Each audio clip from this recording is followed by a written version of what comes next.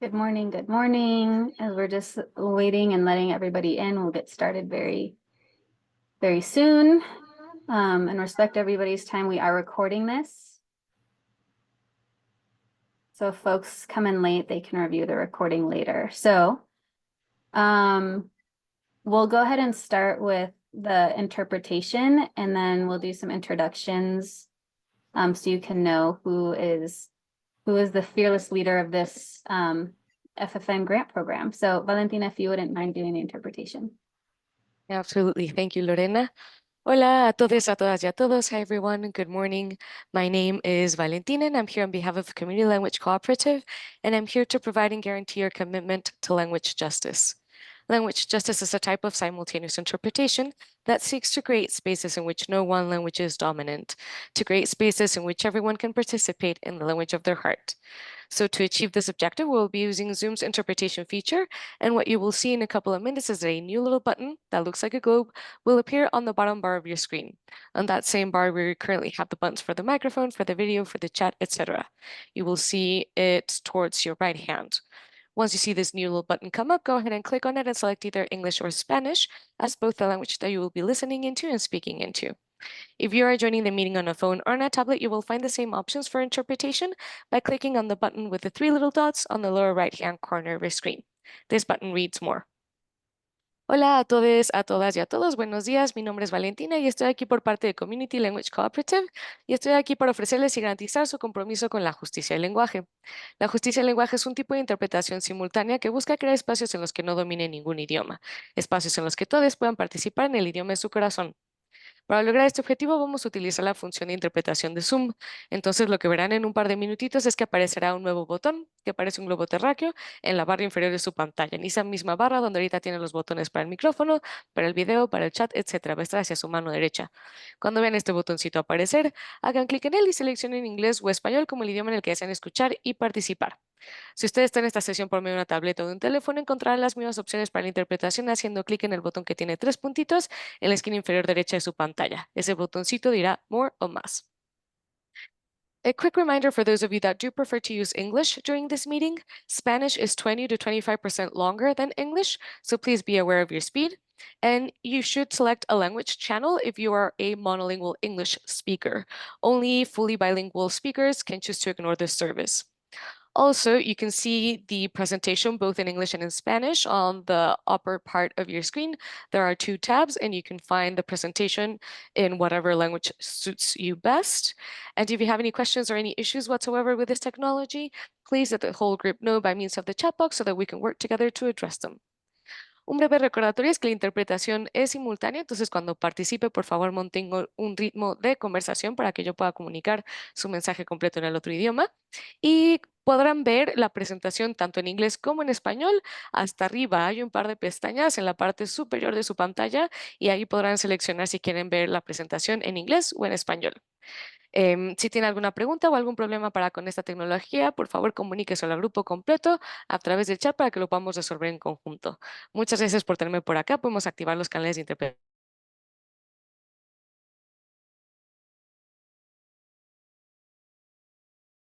Hey, great. Well, welcome everybody. My name is Lorena Garcia, and I am the CEO of the Colorado Statewide Parent Coalition. I am very excited that we are finally here today talking about the long-awaited, first of its kind in the nation, FFN Grant Supports Program. I am excited to introduce a couple people of our team, but I will actually let Abril do that. But it's my honor to introduce Abril Fuentes with Colorado Statewide Parent Coalition. She is the FFN Grants Manager, and she will be leading this conversation today and has all of the answers to all of your questions. So don't hold back. Before I give it over to Abril, I also want to introduce Cristina Herman. For those of you who don't know her, she is the FFN Administrator with the Colorado Department of Early Childhood. Abril will go ahead and introduce the rest of our team. And I do want to just share that this has been an effort and a culmination of many, many, many years of work to get the state to finally validate FFN providers as a valid and necessary and worthy part of the early childhood ecosystem. Colorado Statewide Parent Coalition has been the longest serving FFN organization in the state. And it is our absolute honor that through a competitive process, we have been selected as the intermediary to administer this program and offer support and all the things that we can to all of you who are interested in applying for this to help promote the professional development of FFN providers. So with that, I will go ahead and hand it over to Abril. Thank you, Lorena. And yes, very exciting and very, we've been waiting for this moment for a while now. So very excited to be here and to share a little bit more about what this program is, answer any questions that you might have. A few of you guys might have already received a link asking you about interpretation and an opportunity for you guys to ask questions. So just know that we took that into consideration when putting this presentation together and making sure that we're reviewing all of the details and the most common questions that we've heard from that survey.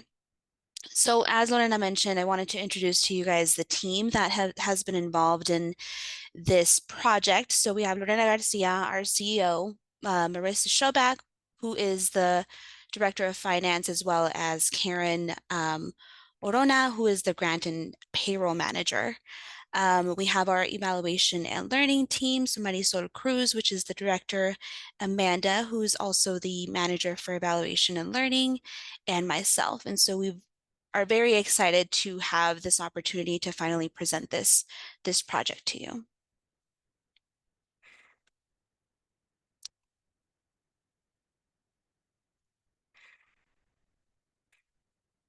All right, and so first, I wanted to share a little bit more about what are family, friend, and neighbor child care providers. I'm sure most of you already know, and also a little bit of where this funding is coming from. And I'm trying to be mindful of the speed as well, because I tend to talk really fast. So the family, friend, and neighbor are normally unlicensed child care providers who regularly serve 4 or fewer children in one single setting. Mostly it's in their home. And these providers are often grandparents, other relatives, aunts, uncles, friends, or neighbors who offer a more flexible and affordable option for Colorado families who are seeking childcare. And the funding for this program is coming from Senate Bill 22213, who has established the program expectations for the FFN Provider Grant and Support Program, which really seeks to equip organizations who are serving FFN providers with capacity to expand their programming specifically.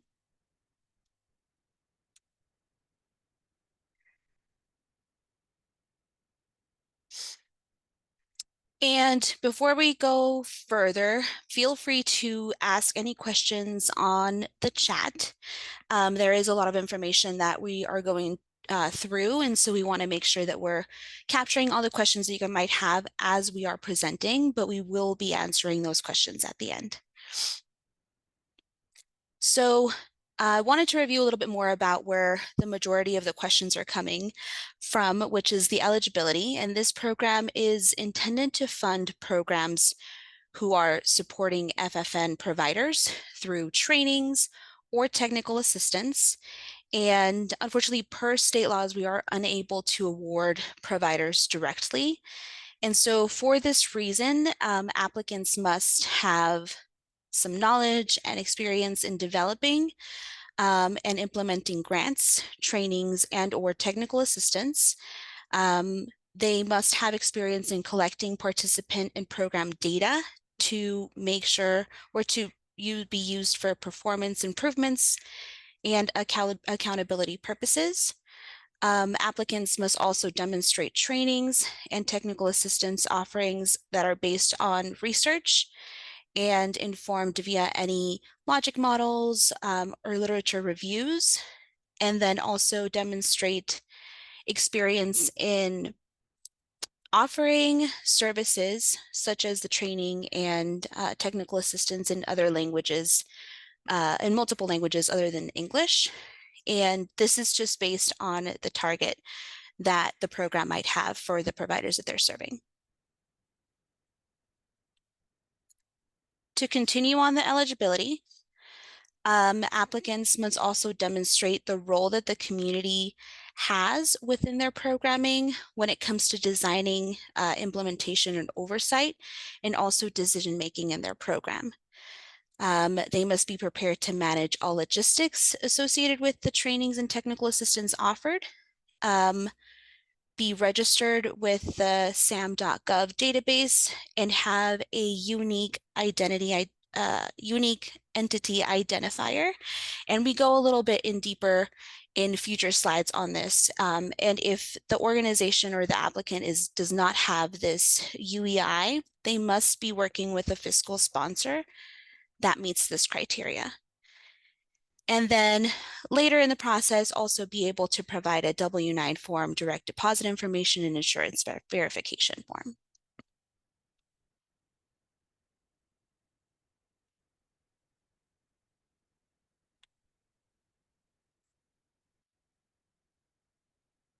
Just give me just a second. Okay, so this program specifically seeks, and like I mentioned, it's specifically for programs or nonprofits who offer programming that is focused on either training or technical assistance for FFN providers.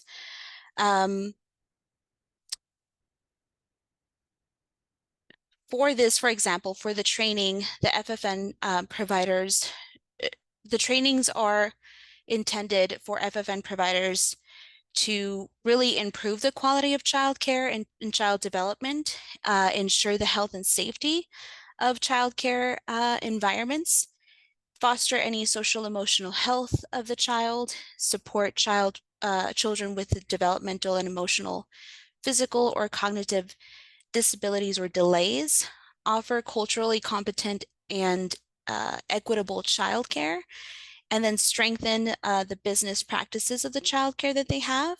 Also to promote workforce development and provide a high quality learning environment. So these are the areas that we want the trainings to focus on. And as far as the technical assistance, we want them to focus on navigate the state licensing and qualified exempt process, and access any existing state funding or services, and connect to any after-school programming, as well as provide career navigation assistance. And through these two services, FFN providers who successfully complete the trainings and technical assistance that are being offered by the grantee organizations will be eligible for the materials grant. And so the materials grant provides a voucher of $950 for FFN providers to get learning equipment or learning materials for their setting. Applicants have the option to use Lakeshore, which is our contractor for this specific grant as far as the materials grant, but also have the option to purchase materials that are needed by FFNs outside of Lakeshore. What is not allowed for the materials grant is for applicants to purchase, for example, gift cards or giving FFNs cash to purchase their materials. If materials are purchased outside of Lakeshore, you will need to present receipts just to make sure that we are keeping track of the materials that are being purchased. And the grants materials will need to be incorporated within the budget that you present for your project and will be covered with the grant dollars. So they have the option, you do have the option as applicants to do or to apply for the training and or the technical assistance, and also the materials grant is also optional within those two.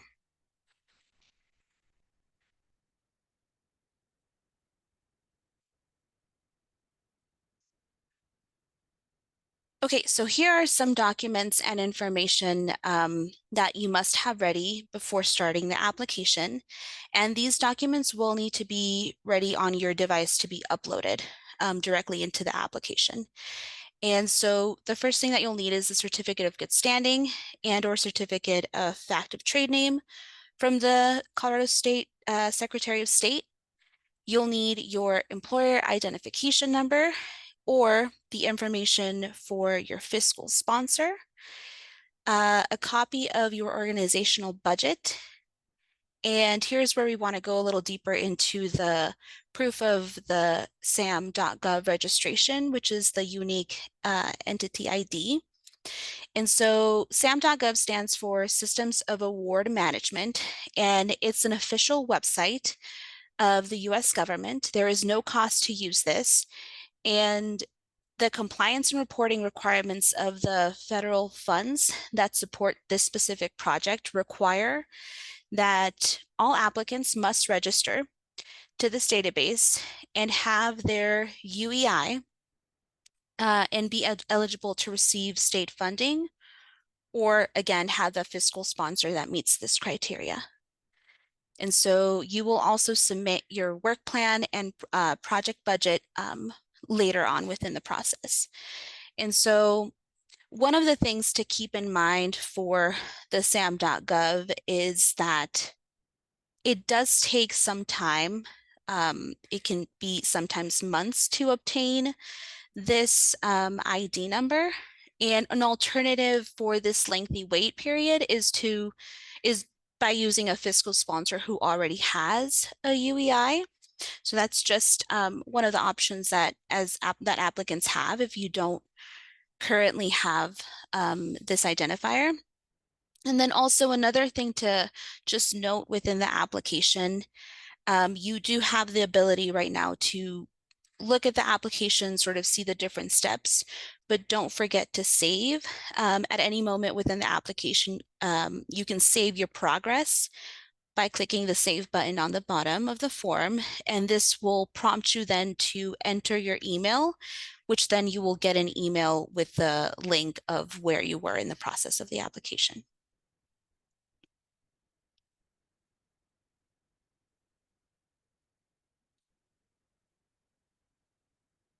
Okay, for those of you who haven't already seen the application, I wanted to walk you through the different steps that there is.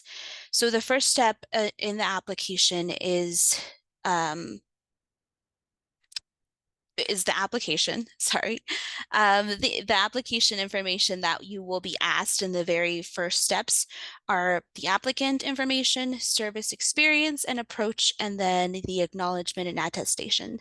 So for the application information, those are the things that I think we were talking about in the prior slide. So just basic information for your organization EIN or fiscal sponsor, your SOS certificate, the SAM.gov ID, and also the upload of the organizational budget. The other piece, the service experience and approach, are 7 narrative questions that will describe your prior experience and approach to working with the FFN community. And a few of these questions will also help us identify what kind of technical assistance we can then provide to the granted organizations as well. And the application itself is divided into 2 steps. And so the first one, like I mentioned, is the application with these 3 areas. And the next one is going to be the work plan and budget. So after you submit your application, you will receive a link to the second step of the application. This is where you will submit that work plan and the budget. And within the work plan forms, you will enter information that is related to what your program offers. And it will ask you questions as far as what topic areas are you targeting, or will you target your support in? How many FFNs are you hoping to serve? How often do these trainings or TAs support occur? And then also the expected number of participants who would qualify for the materials grant. So when you receive that link, a few of the fields will already be populated from the information that you entered in your application. So that's things like your organization name, your application number, contact name, email, your EIN will all be auto-populated from your application. When it comes to the budget, we highly encourage you to download the template for the budget that we provide. If you are, for any reason, unable to use this template or have any challenges, feel free to reach out to us. We're more than happy to help and guide you through what that looks like.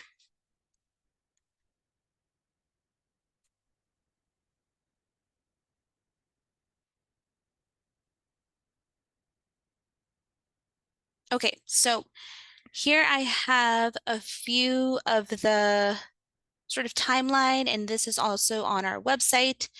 But this grant launched on July 15th, so last Monday.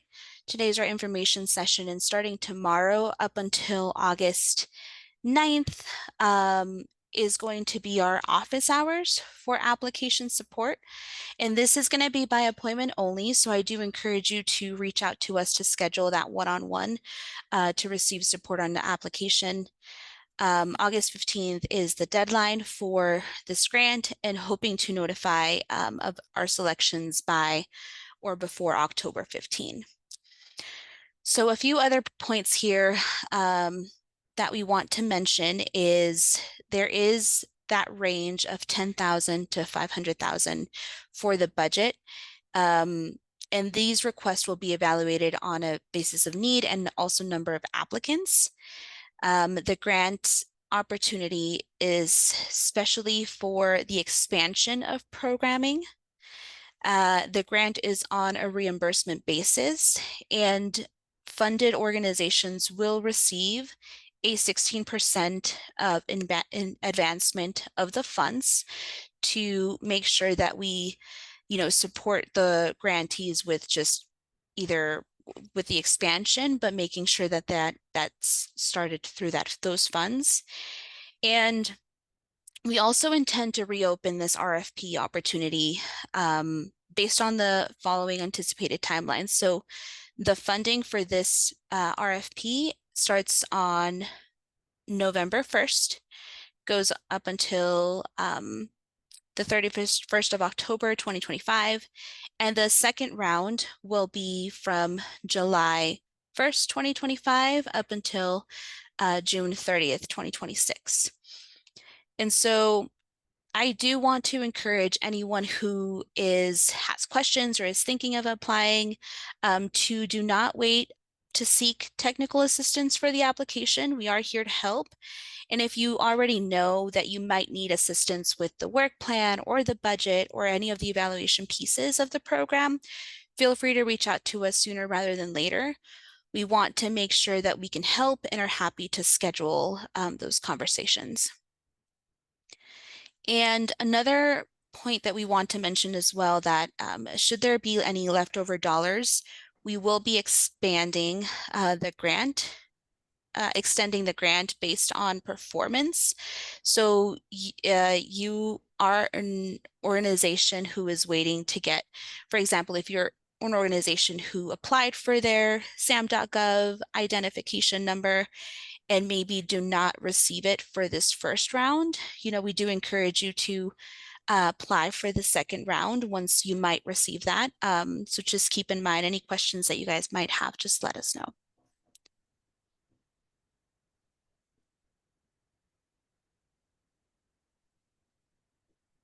Okay, so I wanted to pass it over to my colleague Marisol, who is going to talk a little bit about what the scoring and the evaluation of the applications will look like.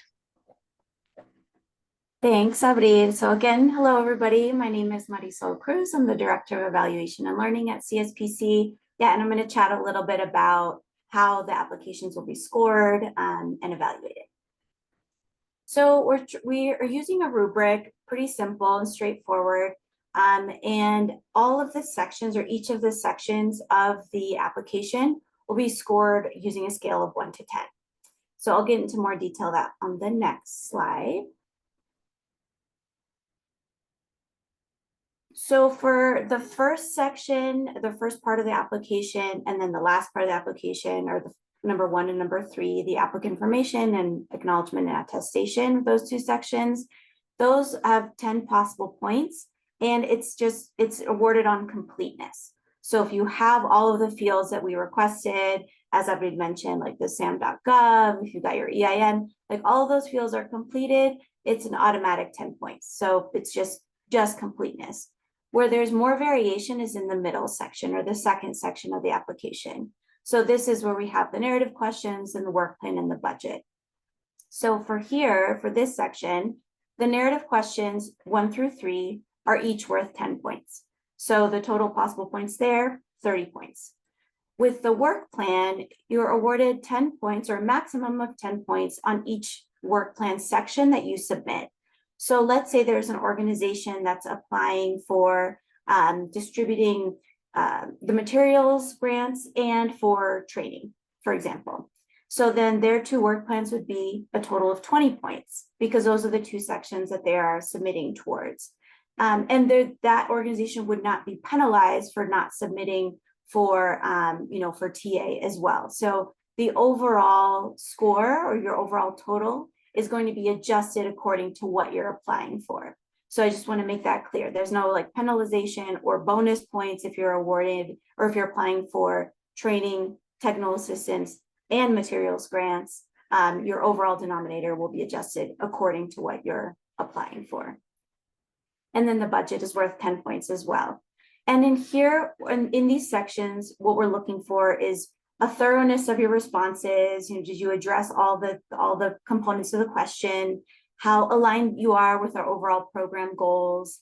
So we're looking at those types of things to award the different points. You want to go to the next slide, Evelyn?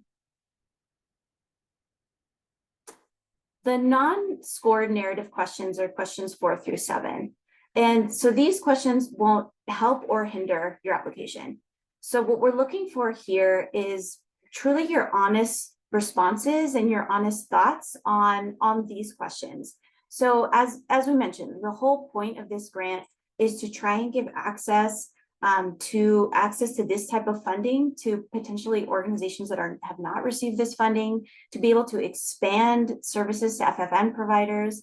And so what we want to be able to do is support organizations through that process. So in these questions, we want to know, like, for example, your experience with evaluation. And so if you're still fairly new in collecting data and collecting outcome data, that's okay. We just want to know that so that we can better plan the potential support that we would provide to you as a potential grantee, so that we could help kind of steward you and, again, help you have access to this type of funding and to more funding opportunities in the future. So this is just for our information. And we want to hear and learn more about the applicants and who's applying. So that's what that's why we're asking these questions. And again, your answers aren't going to help you and aren't going to hinder you. It's truly just for our information, to be able to plan how to better support our portfolio of grantees. So the application review process is going to occur in a few different stages. The first stage is the initial CSPC review. And so this is where our internal team they're just checking to make sure that you've checked all the boxes. So, do you have your sam.gov? Do you have, or a fiscal sponsor? Like, do you have a fiscal sponsor? Are all of your fields complete? That sort of thing.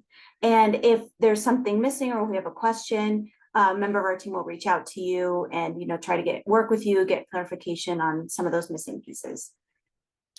All of those that kind of pass that initial step and everything's in order, we'll move on to the second round, which is a panel review process. So this panel review process will include representatives of the FFN community and also representatives from CDEC. So In this process, we'll be training the FFN providers on how to review applications, what they're looking for. And really what we want to hear from them is, are these applications meeting a need that they have? Do they feel like that these applications are going to support them in, becoming better FFN providers? So that's what we're going to hear from them, and, get their voice and get their perspective on this entire process as well. And then the final review will take all the applications that move through the first two stages. That will be a CSPC review.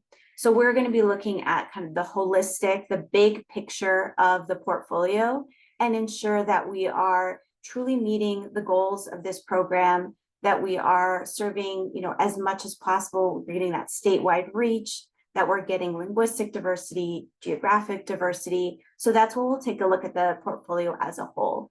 So the initial parts, like the scoring, those are serving as guideposts, as a help to us to get to that point. But then at the very end, we are going to take that big picture look and make sure that we're getting, we really are meeting the goals that we set out for this program.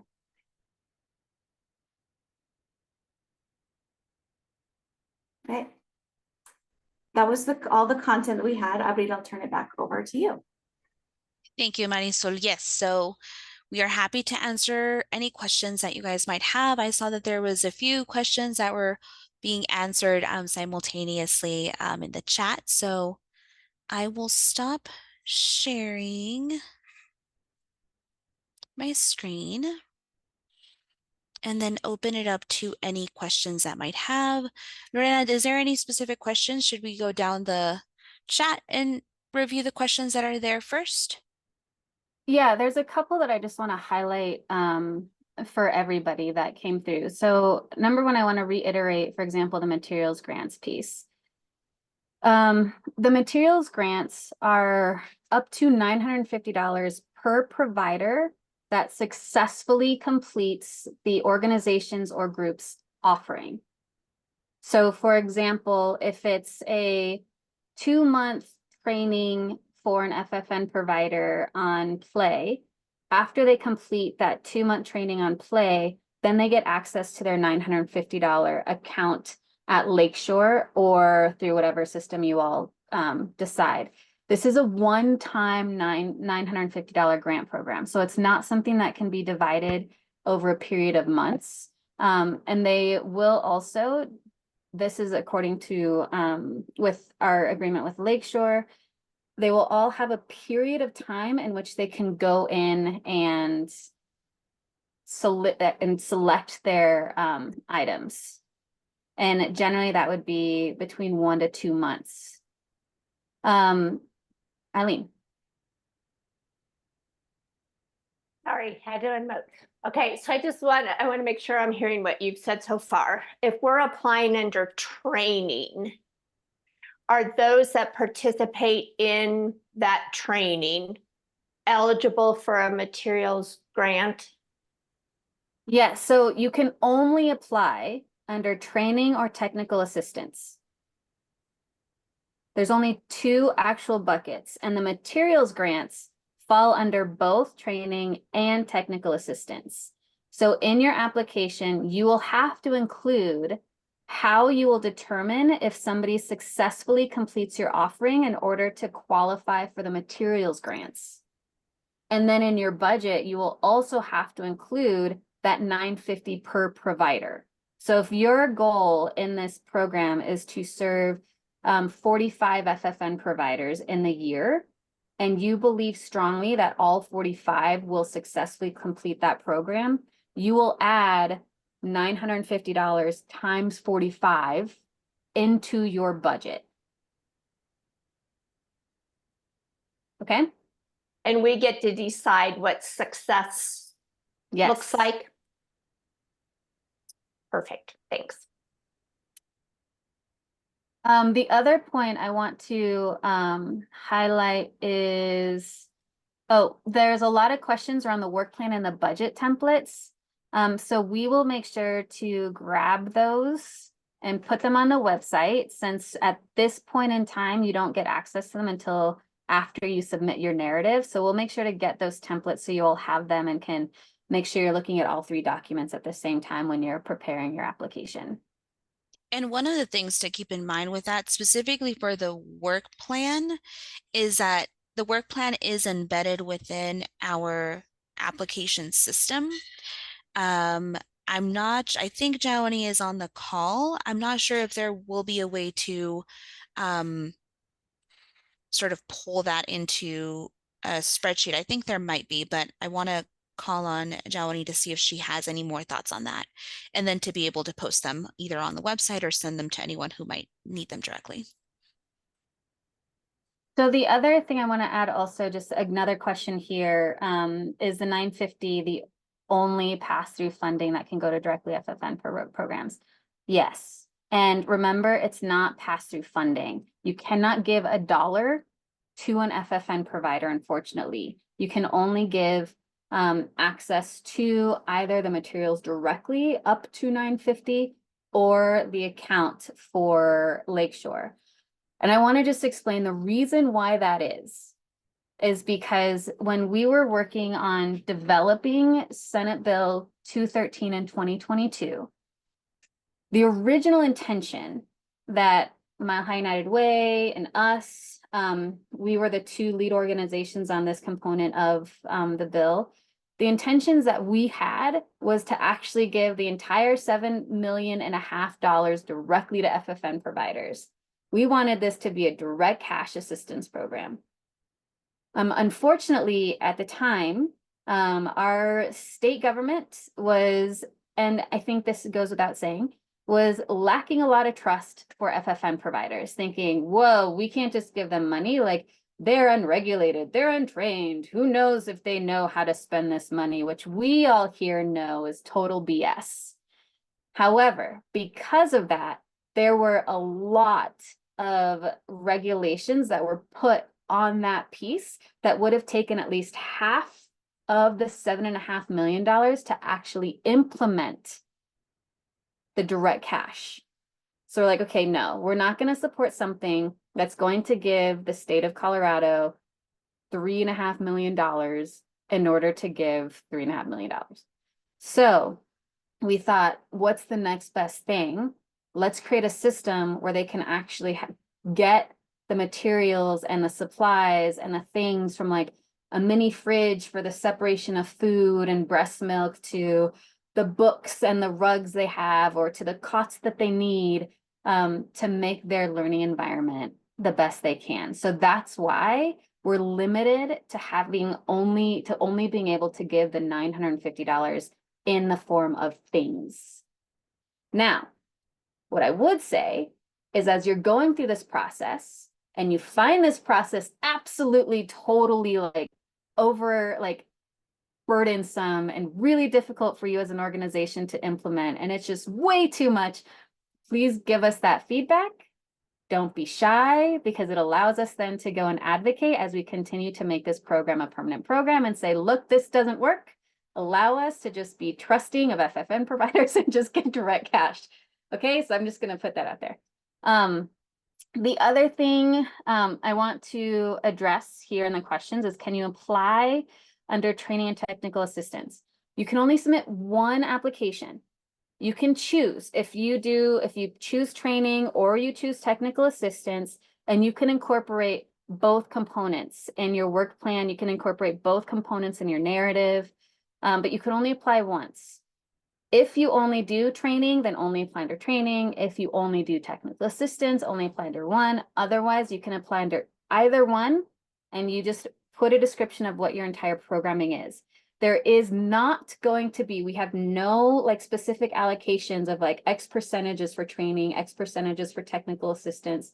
We're not doing any of that, so you don't have to worry about making a calculation of which one's going to be funded more likely. You don't have to worry about that. Okay, so you can choose whichever one is going to be best for however you want to explain your programming. And if you have questions, reach out to Abril and she can help you decide which is the best one. Yes, and there is options within the embedded work plan to choose, for example, if you do multiple training sessions, there is that option to include those individually within the work plan. And thanks, Joni, for your message on the chat. It looks like we are able to share the PDF of what the work plan looks like, and unfortunately not the multiple select responses that go along with the questions. But that is something that we can share. So can I come offline? Yeah. So I have an FFN program and I've been doing it for about 4 years now. And I find that the FFN providers really value the work that we do. And so I kind of feel just by the conversation that's happening here, and maybe I misinterpreted it, but it's almost like you want us to fail so that the money can go directly to the FFN providers. And I really believe in the program that we have. And like I said, our providers really like having us be that middle person to provide those trainings, to provide the technical assistance, to do, you know, and just to be available for them to help them increase the quality. And so I'm just kind of wondering, is this just kind of a pass through to make sure that, you know, the money goes to the FFN providers? Or is this something that we can kind of look forward to having that funding available to us in the future? Claudia, if you're referring to my comment about advocating for money to go to directly FFN providers, I'm talking about the materials grants. I'm talking about the limitations that we have as a state to provide direct cash assistance.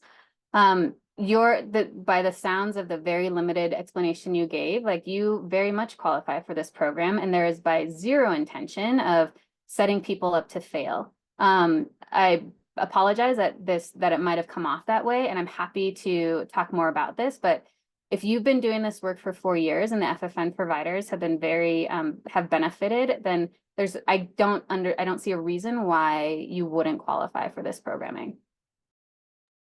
Okay, thank you for clarifying. I kind of was like, I felt like this was just kind of a push through to get another result. And so I just wanted to make sure before, well, all of us, there's a lot of people on this call that are going to be putting a lot of time and effort into this grant.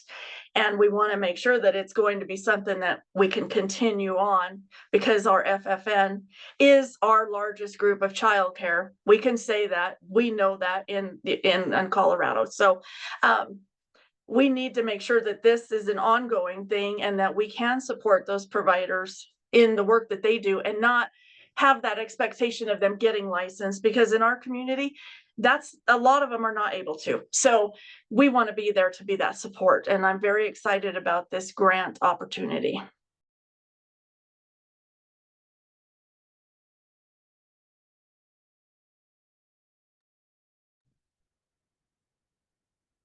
Thank you, Claudia. Yes, and I think Lorena also mentioned this, and we want to make sure that we capture any challenges because we want to be advocates for the organizations that serve FFNs.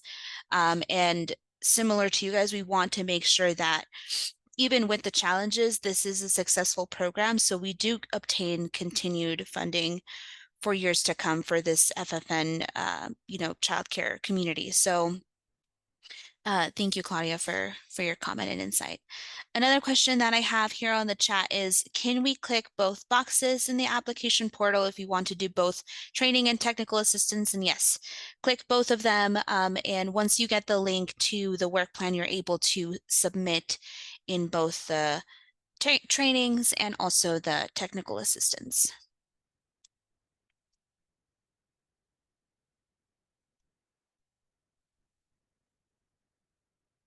I just have a question. Can you talk a little bit more about the concept of expansion and how you all are thinking about and defining that? So the entire purpose of this section of Senate Bill 213 is to reach far and beyond the FFN group that our organizations are currently reaching. So expansion means if you serve currently, again, we'll stick with 45. If you serve in your year, you serve 45 providers. We're wanting to see in the application serving more than the 45 providers. so that you'll continue doing what you're doing with the 45 providers, but how will you turn that into 60? How will you turn that into 75? So that's really the expansion piece. It's like making sure you're reaching more providers than you normally do without this funding.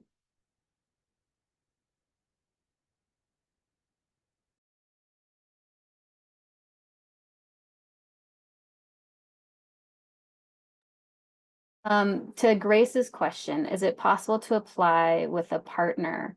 For example, one organization that has expertise serving FFN, another has expertise that supports training and content. Yes, you can absolutely submit an application with more than one entity in that application. It will ask you to identify who will be the fiscal sponsor of this grant. So who's going to be responsible for receiving the check.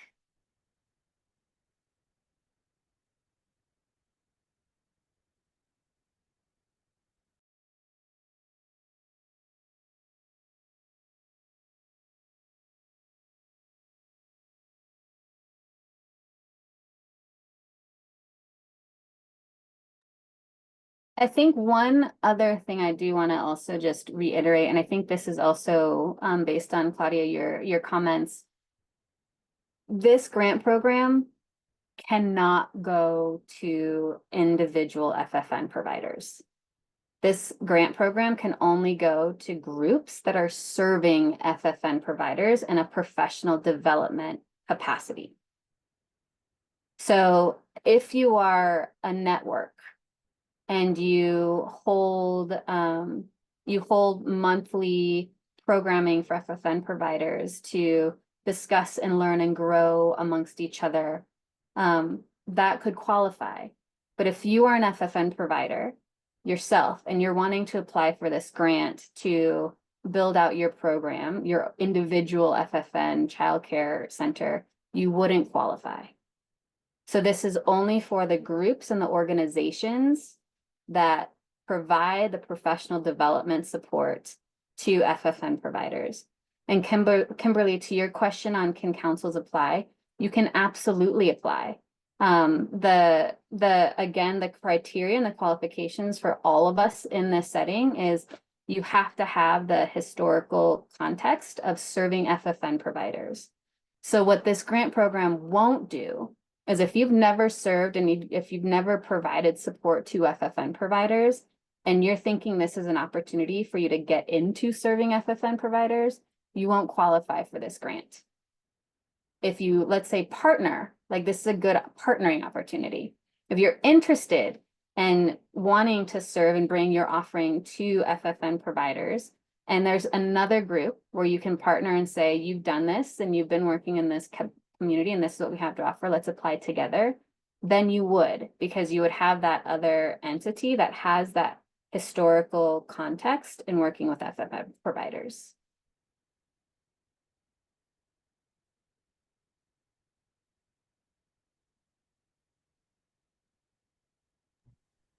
All right, so I wanted to, oh, Juanita, go ahead. So I just wanted to make sure that I understood the last part. So let's just say I provided services, for several years with two FFNs with a council, but looking to serve through a different place. That's allowed, right? Because I've already had the experience just moving it to a different location. Is that correct? Yeah, Juanita, if you are saying that you, like with your experience and your historical context in serving FFN providers, are applying for this, you don't have to be an organization, right? Like you can be an informal network, you can be, like what was mentioned here, sole proprietorship, but you do have to have that experience in working with FFN providers. Okay, thank you. Yeah, and this other question, curious about the reasoning behind the overlapping grant cycles. The money that we're getting for this grant are ARPA dollars. As you know, these ARPA dollars have to be fully spent by December of 2026. In order to fully expend these grant cycles or this money, and then do the reporting necessary for the state and then for the feds, we were unable to have two completely separate grant cycles because of the timing of when this contract took place. But we still wanted to ensure there were multiple different grant cycles. So that's why they had to be overlapping in order to give 2 full year opportunities for organizations and groups to be able to benefit from this funding. The goal I want to share with you, and I'm hoping that this is again another like hope that for those of you who are able to jump on board with us on this, is our goal is to make sure that this doesn't end in December of 2026, but we're only going to be able to prove its efficacy with all of you. And that'll allow us the opportunity to continue to advocating at the state capitol for state dollars to continue to investing in FFN care. We don't want this one of a kind program to end because ARPA dollars end. We want to show how beneficial it is for our FFN providers, for our communities, for the kids in their care, so that the state has no choice but to continue investing in FFN professional development. I want to also I'm going to go on my soapbox here for a minute, so forgive me. $7.5 million is less than 1% of the entire Department of Early Childhood budget. Less than 1%. And we all know that the children that we care for in FFN settings are more than 50%. They're more than 60% if they are infants and toddlers. So the fact that we would even now still have to be fighting and advocating of continue the less than 1% investment feels pretty inequitable, obviously, but we need to start somewhere.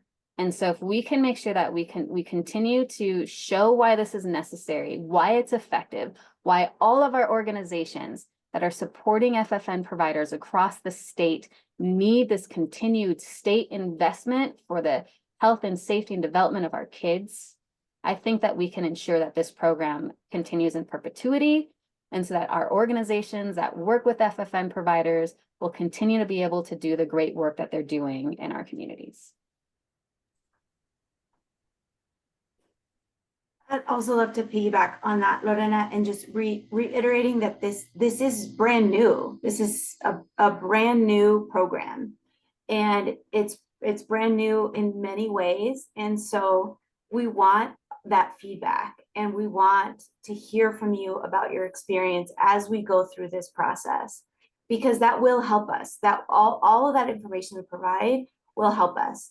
And we want to see this as a true learning opportunity on all levels that we can possibly, gather that information on and provide that back. So, we want to have that very open line of communication, open feedback. We want to provide you with support. I mean, we want this to continue. And so, the more the information we can get on our lessons learned, what's going really well, what will we change, the better off I think that we'll be able to make a case for this to continue.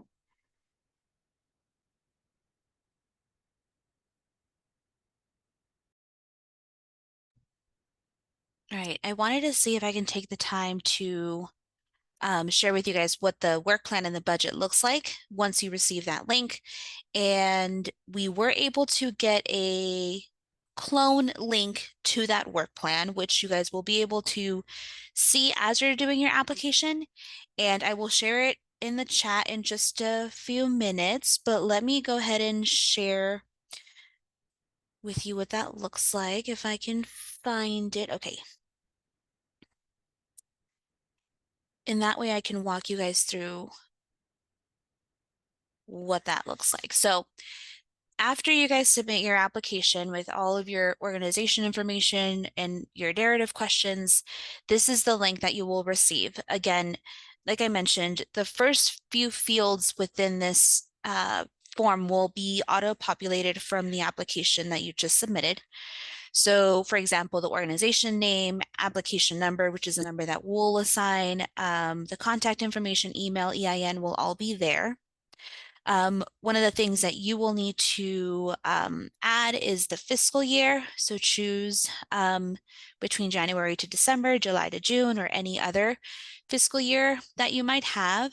And then here is where you will enter the work plan, either for the training or for the technical assistance.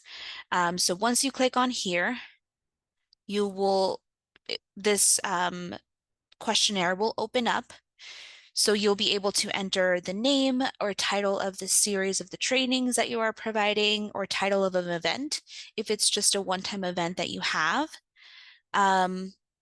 You will add any of the priority training areas that this training or the series will support. And if it's an other, you can just enter it here. You know, who's your target audience? What is the length of the event? Whether it's, for example, just a 1-day event and it's 3 hours, you would just put 3 hours. Or if it's a multi-week sessions, you can add that as well. You will have the opportunity to enter how many times this program occurs within the year. Let's see. There's a few drop downs. So event competency is an introductory, intermediate, or advanced. The languages that it supports. And then counties. This is an area where you can multi-select different counties. So you don't have to do just one. You're able to select multiple counties that you might be serving. The expected number of participants for events or the sessions. And then here is where we would want you to add the expected number of participants who would qualify for the materials grant, or how many you're expecting to serve through the materials grant. And once you are done with all of that information, you're going to click done, which it will then appear in this box under training, but you will also have the option to add multiple entries into the trainings. Same thing goes for the technical assistance. Has different questions, but most of them are the same. So the priority area, the audience, the number of providers that will be served per year, and then again, the expected number of participants who would qualify for the materials grants. The number of TA, or that number of hours, and how you will provide the technical assistance, and then language and county as well. Same thing goes for this one. So once you click done, you'll be able to see your entry here, but also have the option to do a new entry. And so I'm gonna share with you guys this link just so you guys can look at what information is asked. And again, feel free to let me know if you guys have any questions on when you get to this point, or even before, as far as the work plan goes. You know what I didn't show you guys was the budget. Let me go back and see if I can share with you guys that.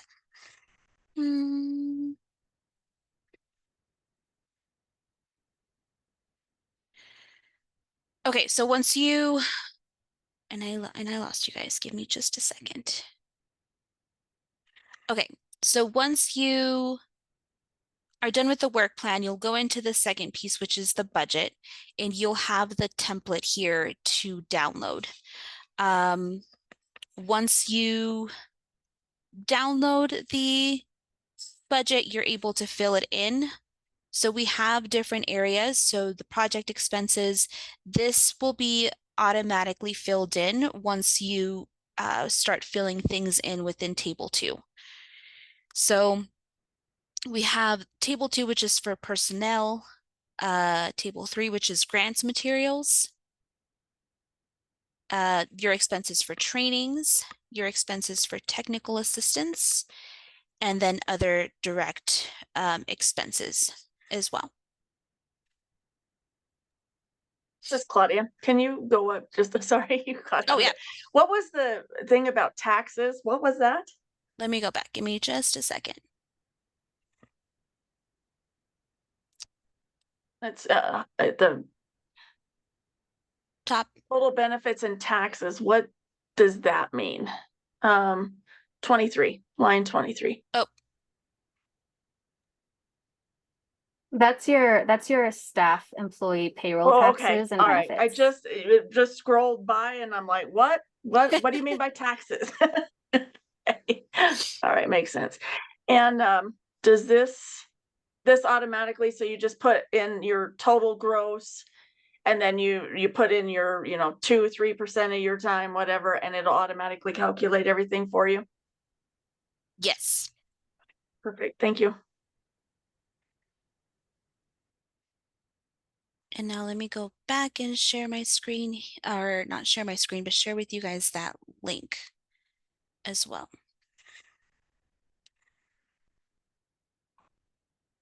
Again, this is a clone form for the work plan and the budget, so you won't be able to do anything like submit it or anything. Well, I stopped listening a little bit ago because I asked them, like, are you sending out the transfer and reporting and all of that? And they're like, yeah, we're sending that all out after. And I was like, I can't, I gotta get out. I can't. Okay, what kind of work? All right, any other questions or any questions that I had a question in the work plan where it had like language or audience. Will you be able to select multiple choices? So, okay, so it is set up, you can collect, okay, perfect. Yeah, I think for some of the pieces within the work plan, there is an option similar to the counties that you are serving. You have the option to click multiple. Perfect, thank you. Sorry if I missed this already, but if you do work in training and technical assistance, I know it was just apply under one, but then would you break it out in the work plans and do two separate work plans? Yeah, so there is the 2 separate work plans for both the training and then the technical assistance. So the application will just submit one, and then when you get those links, you're able to do both. Thanks.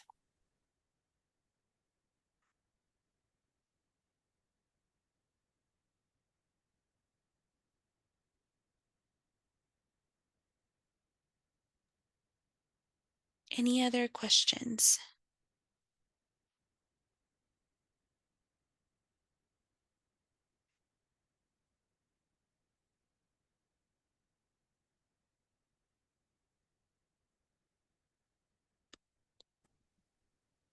I have a quick question. If you're currently serving FFN providers and you're hoping to expand into more languages, is there an opportunity in the work plan to address like translation of documents and translation services and those type of things? I see a lot of head nodding. Thank you, Lorena. Yeah, I think that would be Absolutely. Marissa and Lorena, correct me if I'm wrong, but I think that would be also within the budget as well, right? If they're looking Yep. to Perfect. to translate anything, and also adding that to the narrative questions, I think would be amazing as well. Perfect. Wonderful. Thank you all.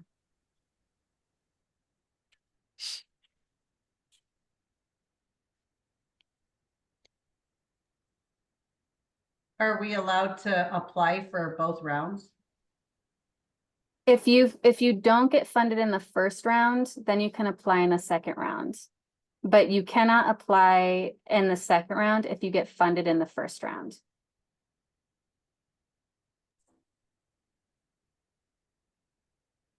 That's where Lorena, we were talking about that. We could like look at potential extensions to your contract. So if you are awarded in the first round, then yeah, we look at like an extension or continued grant.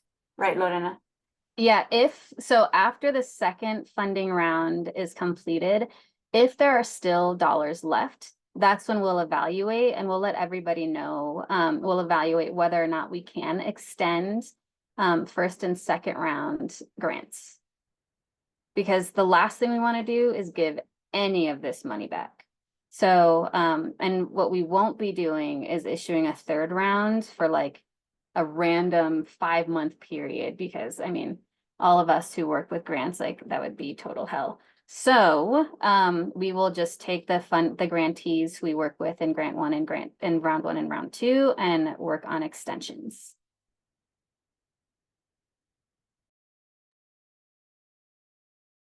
One more question about the expansion piece. So if you are expanding, say, the number of providers that you're reaching, but also kind of the expanding and deepening services as well, that would be counted as an expansion.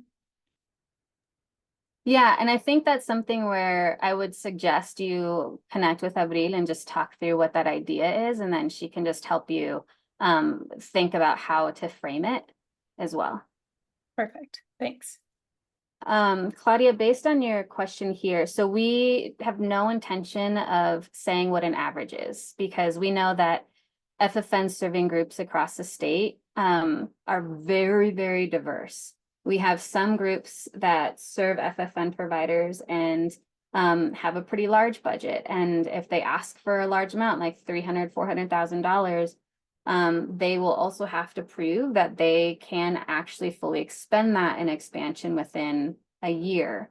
And then there's groups that are informal networks that maybe a $10,000 one-year grant is exactly what they need to provide the food and childcare in a new setting, you know, so we're not going to say what the average is. We are really going to strongly encourage you all to apply for what you know you're going to be able to spend.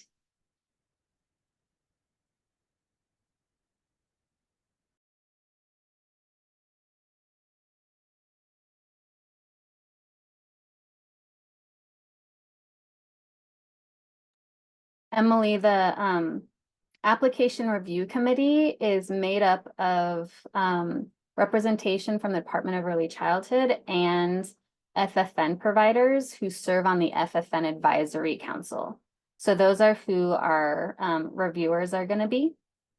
And I think we have 5 reviewers from the FFN community who will be reviewing the narrative questions. They won't be looking at the budget or the work plan template. They'll be basing their decision and their recommendations based on the narrative questions.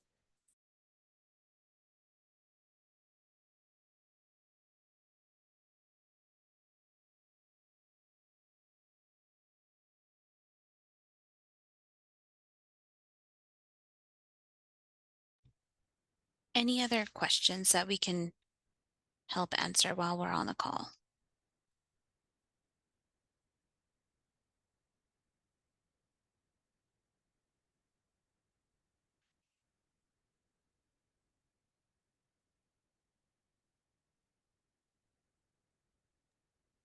I can also make one more, I just can't get advocacy out of this space. But if I could just put one more comment here.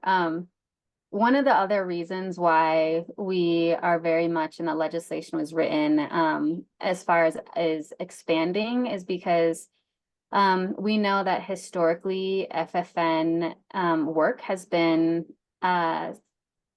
really supported by private philanthropy. We don't want to give private philanthropy an excuse to stop funding FFN work because of this grant and because of this state investment, which is why it's very important for us that the money that this is going is to making our ability of serving FFN providers bigger. This is not supposed to take the place of your current funders. If you are having problems, if you're having challenges with some of your funders, for example, saying, oh, well, if you're going to go after the FFN program, you're not going to need our money. Let's talk through that and let's strategize on how we can also work with that funder to make sure that they understand that that's not the intention here.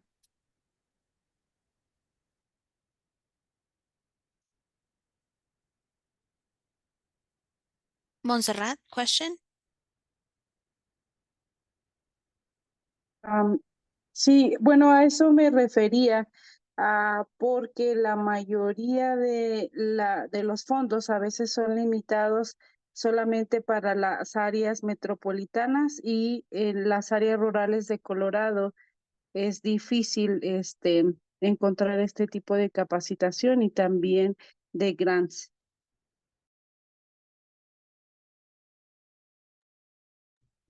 Pues aquí completamente estamos disponibles para apoyar a organizaciones que están ahí en esas partes de Colorado también. Así que Si usted maneja o una organización que sirve a la población de FFN, por favor, aplica. Sí, gracias, Lorena. Gracias. Y también como recordatorio, queremos mencionar que aunque sí se hable mucho de organizaciones o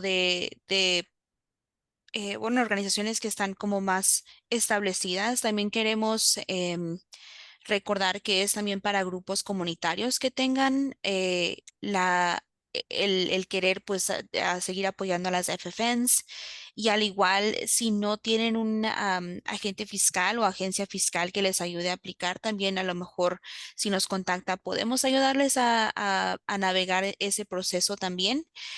Así que no queremos que no apliquen solamente porque piensan que son un grupo comunitario o que son muy pequeños. Contáctenos para poder ayudarles también.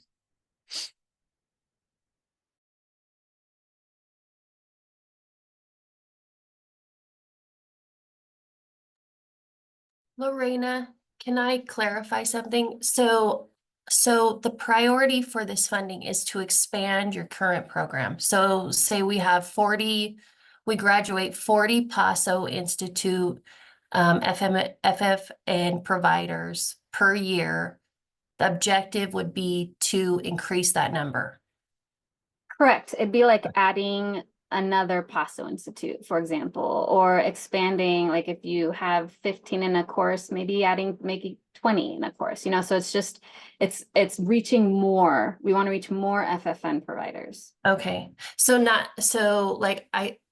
to clarify, so you said, so perhaps not necessarily the capacity of the program, but to increase the number of providers that can become potentially licensed. Is that So correct? there's no connection to becoming licensed in this Licensing, program. okay. I thought Not that at all. Okay. This is 100% to support FFN providers as FFN providers. Okay, okay. So for example, let's say you want to expand your technical assistance, however, right? And you want to say, I want to help these FFN providers get enrolled into the PDIS system. And maybe from there, it's also learning more about QLE, learning about licensing, just learning about the options that exist, then that would also count. Like if that's not something that your organization has been focusing on. If it's like, and so I think that there's that piece around the expansion. If it's increasing the number of offerings that you have, that obviously counts. If it's saying, I think this was a question, Sally, that you brought up, and this is why I encourage you, if depending on what your expansion looks like, please reach out to Abril to talk through it. Because if it's saying we're going to continue serving the same 30 people that we want, but maybe now we're going to add 3 home visits to check in on them or whatever, like that's something we'd have to evaluate to make sure that it does qualify and fit under the intended purposes of expansion. So that's where any of you who have questions about what expansion means for your programs, please connect with Abril. And we will work through all that. And again, all of this, like Marisol said at the beginning, is brand new for all of us. So we are all learning together. We're all going to experiment together. We're all, as much as we can with very restrictive federal grants, we're all going to do what we can to figure out how do we prove that investment in FFN needs to continue in perpetuity, and we're just going to see how, like, you know, we're going to see how it goes. And we are going to need all of your cooperation and all of these questions and like ability to push, like willingness to push the envelope. We won't take anything personal. If you're like, wow, this whole process sucked, tell us. Like, we will not take it personal because this is new for all of us. And we want to make sure that we get to a place where it works and that it's effective and it's simple. I have a quick question, just trying to understand correctly. So let's just say I just finished a grant. It just ended for 75 FFNs. I'm allowed to bring them on also, but just add to that, or the 75 that I've previously served they don't get to come on with this new program. So Juanita, I suggest that you connect with Abril because your situation is different. Like you're not representing the organization that supported those FFN providers. So connect with Abril, talk through your plans, and then she can help you determine like how best to push to promote that, if you will. Okay. The other thing is we will be tracking and work with each and every one of you on the materials grants, because what cannot happen is we can't have FFN provider 1 go to Claudia's program, then go to Annette's program, then come to our program and like get 3 materials grants. The materials grants can only be given once to an FFN provider, no matter how many programs and organizations they're connected to.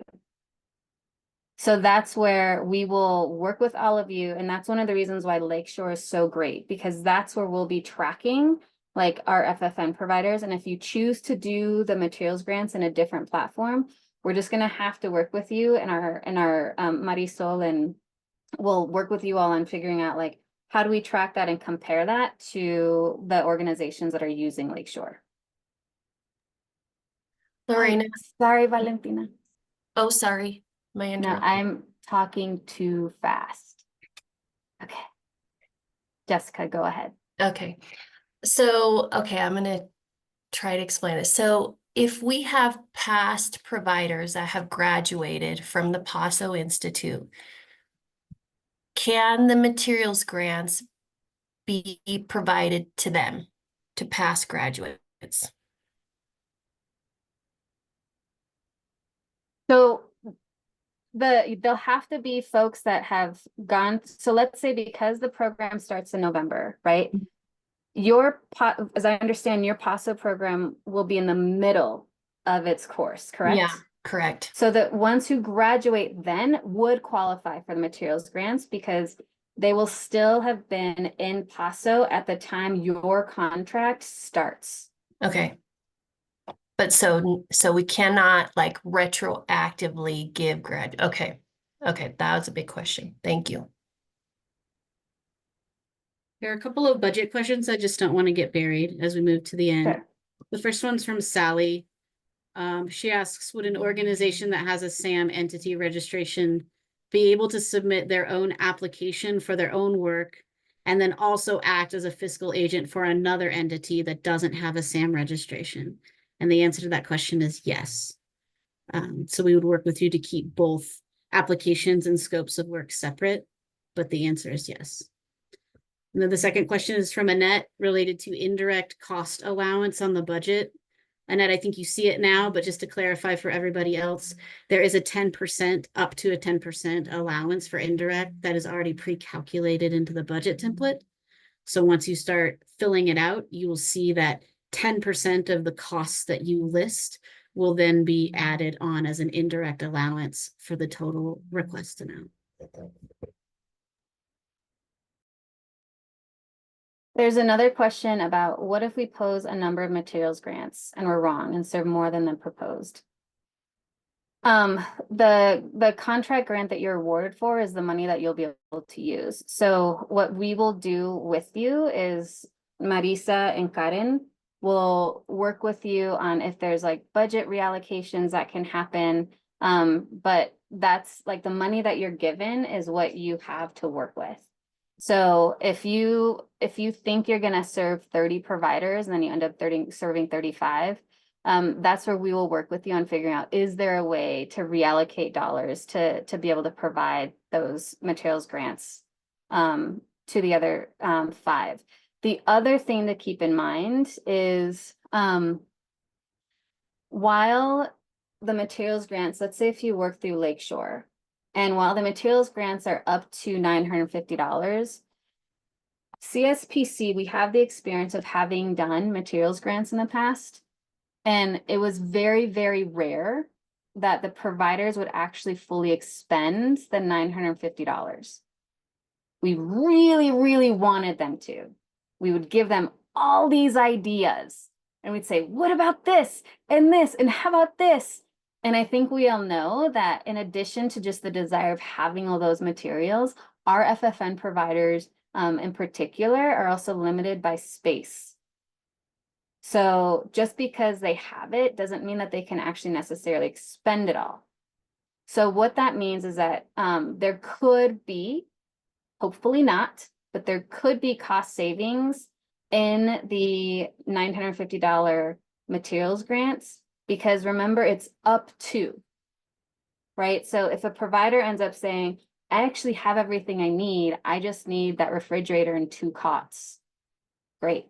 Okay, you sure? You don't want like a whole bunch of cool books and stuff? I got all the books I need. Okay, are you sure? And you try to get them to spend more money and they just don't. You're going to end up having a bunch of money there that we can reallocate to other materials grants.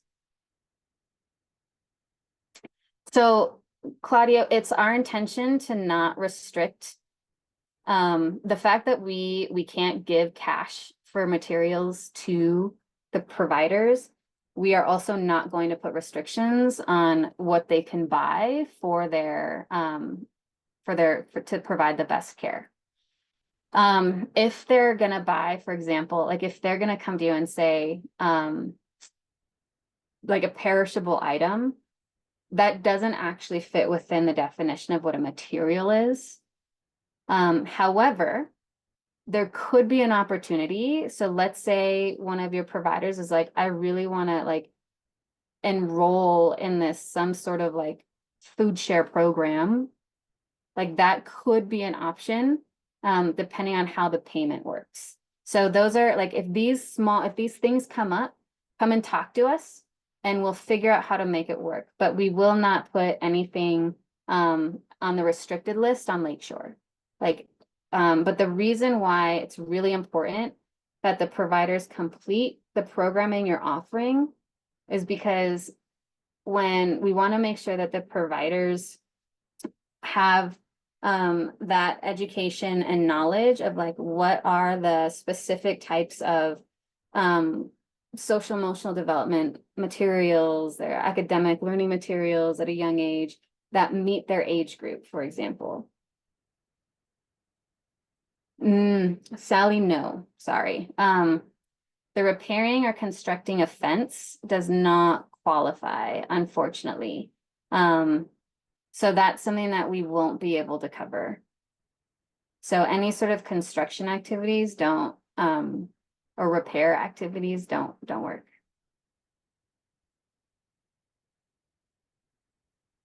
It would be fantastic. Like if you guys have a bunch of providers that are like needing that capital, that sort of like capital investment, we need to know this. We need to like keep track of this so that again, we can continue to advocate.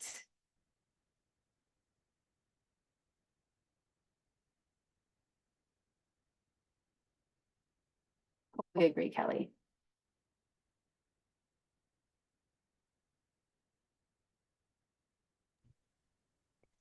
All right, we have about 6 more minutes for a few more questions. Just a few reminders also before I forget. As far as the documents needed for the application, just make sure that those are downloaded and saved within your computer, just so when you start your application, they're ready to be uploaded. And also, do not forget to click save if you have to come back to your application. I don't want you guys to miss all of the information that you've already entered into your application. So once you click save on the button of the application, you will be prompted to enter your email. And then you will get that link of where you ended in the application.